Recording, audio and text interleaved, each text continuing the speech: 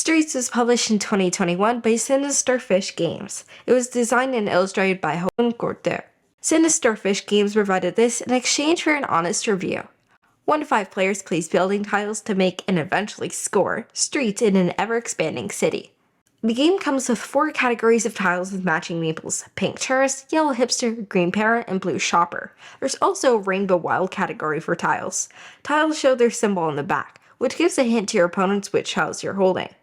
Each turn, place 1 tile along with its matching people and one of your ownership signs. There are specific tile laying rules in the rulebook, but the key is that streets can only be a maximum of 5 buildings in length. When you enclose a street, each building on the street scores 1 at a time. The owner gains money based on the value, plus the number of people on the tile. The owner also takes back their ownership sign. The building's value is in its top right corner. Most score based on matching people or symbols on the streets, but there are a handful of other ways. After scoring, the player who enclosed the street moves all the people to matching buildings on incomplete streets. If no matches are available, the people get FOMO, stand them up. The next time a matching building is built anywhere, the FOMO people move there. The game ends once all tiles are placed. Remaining owned buildings are scored at half their value. The player with the most money wins. To break it down, place tiles and people, score streets at the right time, and then make the most profit. That's Streets. Our games of Streets, including Setup and Takedown, have been around 45 minutes. You'll need at least 3 feet by 3 feet to play this game. You only place 10 tiles in a 4-player game and 9 in a 5-player game. That to me is a bit too short. In a 3-player game, you place 12 tiles. For me, it was the perfect mix of control and opportunity for the tile placement and engine building mechanisms. The hand management and tile placement mean this is probably best saved for 8-year-olds. We used the business expansion in our 4th game of Streets. I decided to focus on winning 2 business tokens and combo heavily off them. For tiles that I didn't work with my strategy, I tried to time them to bring FOMO meeples over to me. It didn't work out as well as I'd hoped. I was behind Mum by 10 points and behind Dad by a lot more than that. Streets' tiles are nice and thick. The meeples and tokens look great and the art is diverse and charming. The game is all about short-term strategy. You only play 1 tile each turn and have up to 5 active tiles because the ownership signs. You want to cluster a few turns together to maximize your score when a street is enclosed. Sometimes this means you've 1 building on its own until you have the perfect tile, or another player extends the street.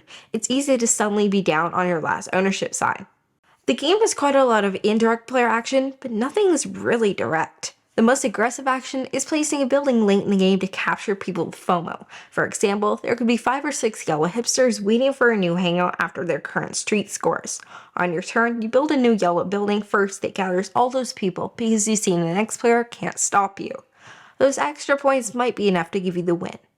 You always have some choice of what and where to build, so you have to pay attention to what others are doing. You want to work off your opponent's building symbols and people to your own benefit. This means that streets can often end up with multiple buildings of a similar type, like a little neighborhood, as each player is trying to maximize every turn. It's neat at the end of the game to see how the city developed. The way the tiles come out changes the decision in the game constantly, so this is very replayable.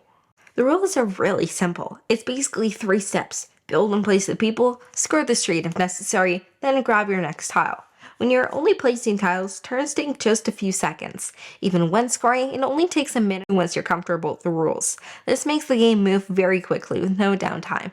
The game comes with 2 optional expansions. The business expansion adds little tokens that you collect when a street scores. These add a little bit more to consider when placing tiles. You must keep a closer eye on your opponents to see which tokens they have because you get points for majority and for sets of each type. It's not a big change, but doesn't add anything to the time to play, and I think it's awesome. You can use it all the time once you're comfortable with the base rules. The Consultant expansion is a bit more complex. These add unique player powers that change how you play. For example, build 2 buildings per turn, count different symbols as wild, score from your hand, build unfinished buildings. All but 2 indicated consultants work the business expansion, but I'd hold off on using this until all players have played a handful of times. Streets is a competitive tile-laying city builder that plays in about 45 minutes. The game feels very fast with no downtime and is over before you know it without feeling too short. The game grows as you play and looks great on your table. The easy setup lets us hit the table quickly, and the simple rules allow you to teach new players in no time. If you like tile placement and comboing off your opponents, you'll probably enjoy this. If you're looking for a deep city builder with long-term strategy, this may be too light for your taste.